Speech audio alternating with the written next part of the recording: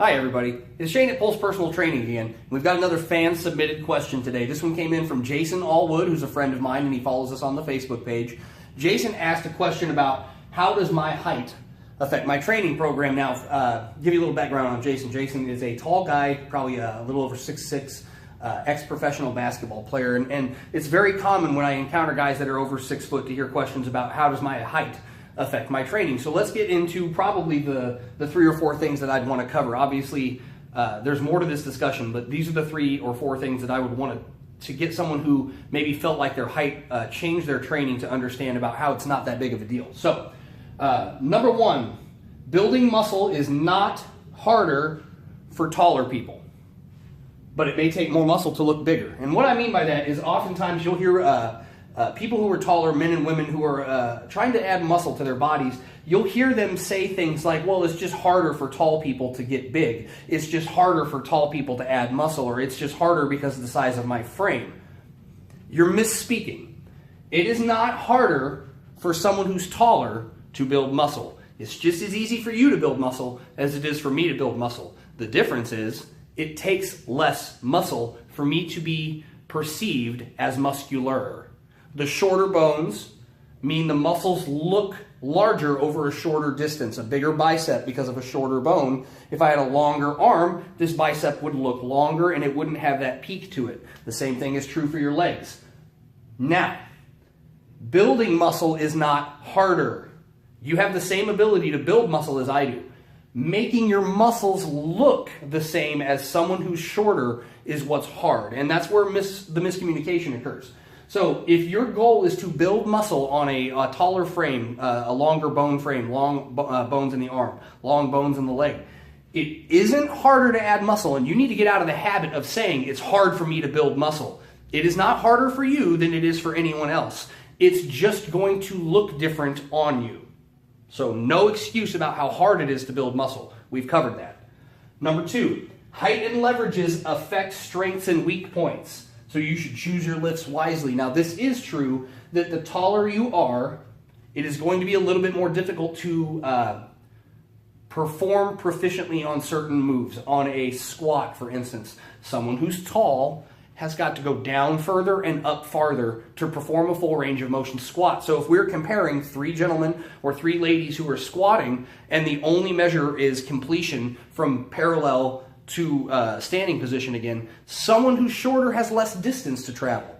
Someone who's shorter is going to be able to probably move more weight as a result of that. There is a physical amount of work that goes into covering distance when you're carrying weights. The same thing is true on a bench press. Someone who has longer arms when they go to do a bench press is going to have to travel much further to get to their chest and to press to a lockout than someone who has short little stubby arms.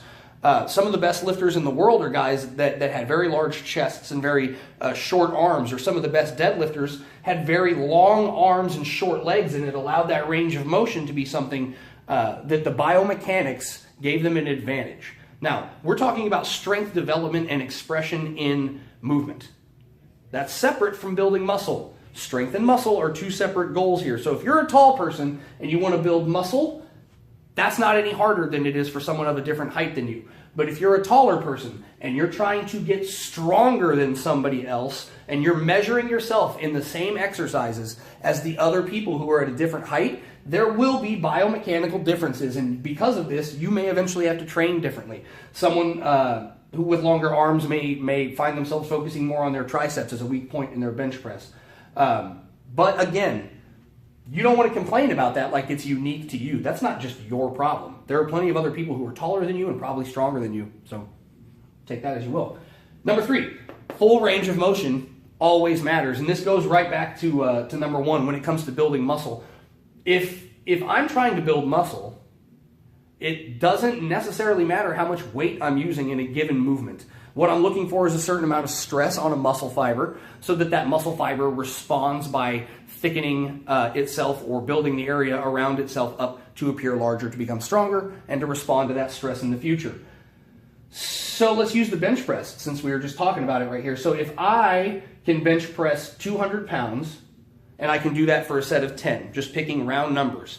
At my height, 200 for 10 is 2,000 pounds of total volume. If you do the math, 200 pounds, 10 reps.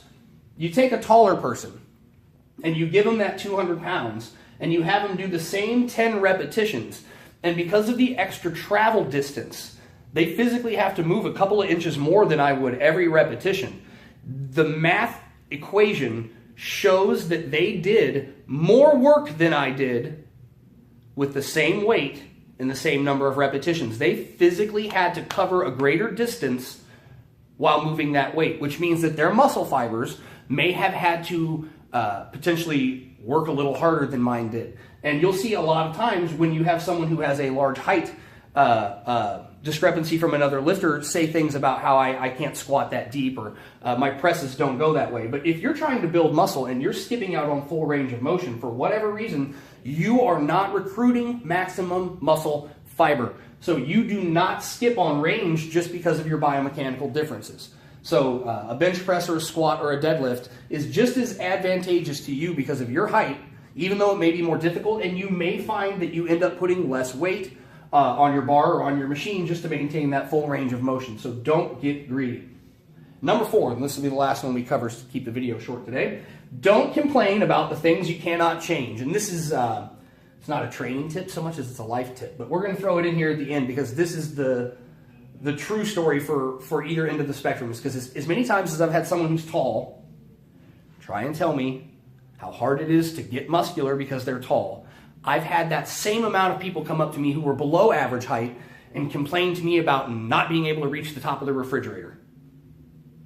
I mean, are we ever really going to be happy?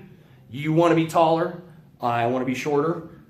It's hard to meet the differences. The tall guy would maybe shave an inch or two if he thought he'd be more muscular. And the short guy who's very muscular, man, there are things he's probably wanted to be an inch or two taller for his whole life. And the short guy can't add height, but the tall guy can always add muscle. So at the end of the day, either one of those things is not something that's acceptable to complain about.